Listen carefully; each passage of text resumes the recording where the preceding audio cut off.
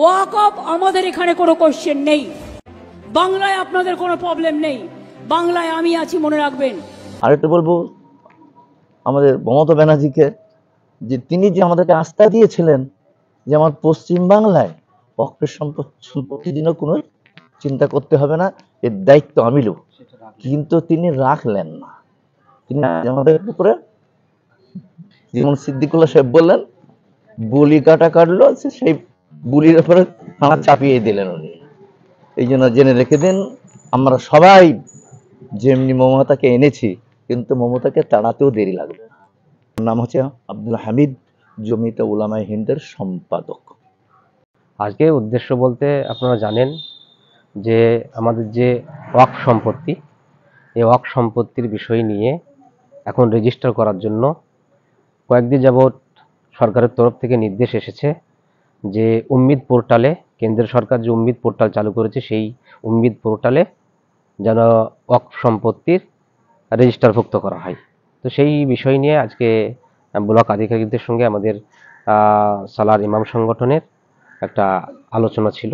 আমরা সেই আলোচনা আজকে জন্য এসেছিলাম।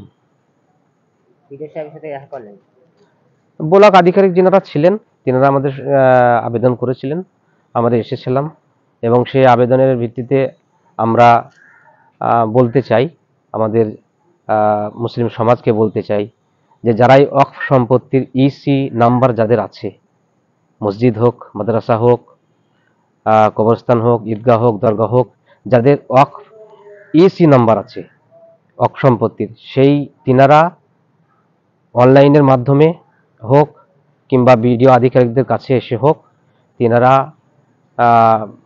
যেন এসে ওটাকে নথিভুক্ত করেন ওয়াকফ সম্পত্তিটাকে, সেটা 5ই ডিসেম্বরের আগে। তার কারণ 5ই ডিসেম্বর শেষ তারিখ। এবং আর আবেদন করি রাজ্য সরকারকে এবং আমাদের কেন্দ্র সরকারকে আবেদন করছি যে আপনারা সময়টা যদি আমাদের জন্য আরেকটু বাড়ানো হতো তাহলে আমাদের জন্য আরেকটু ভালো হতো। তার কারণ সময়টা খুব কম তো এটা রেজিস্টার করার জন্য, তো যদি আরেকটু সময়টা বাড়ানো হতো ভালো হতো।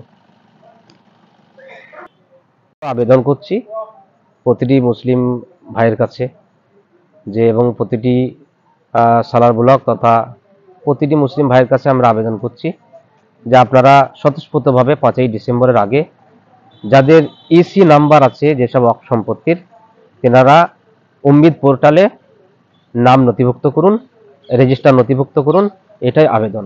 এবং রাজ্য সরকারের কাছে আমরা জানেন অল ইন্ডিয়া মুসলিম পার্সোনাল ল বোর্ডের আবেদনে অনেক দিন থেকেই, সেপ্টেম্বর থেকে এই উম্মিদ পোর্টালে নথিভুক্তকরণের কাজ হয়েছে, চলছে, কিন্তু আমাদের এখানে খুব কম সময়ে আমরা নির্দেশ পেলাম, খুব অল্প সময়ের নির্দেশ পেলাম, হাতে মাত্র আর 7-8টা দিন।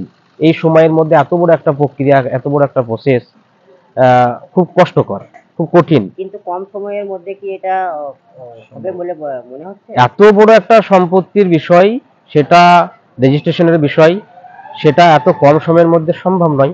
তাই রাজ্য সরকারের কাছে আবেদন করছি তিনারা, এবং কেন্দ্র সরকারের কাছে আবেদন করছি যাতে আমাদের এই সময়টা 5ই ডিসেম্বর থেকে আরো বাড়িয়ে দেওয়া হোক কিছুদিন, যেন আমরা পর্যাপ্ত পরিমাণ সময়টা পেয়ে আমরা উম্মিদ পোর্টালে সেটা রেজিস্টার করতে পারি।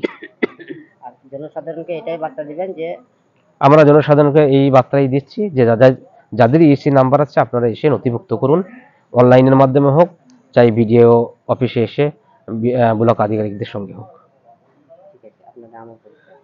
আমার নাম হচ্ছে হাফিজ আমির, আমি সালার ইমাম সংগঠনের কোঅর্ডিনেটর এবং সালার ব্লক জমিয়তুল উলামায়ে হিন্দের সহ সম্পাদক।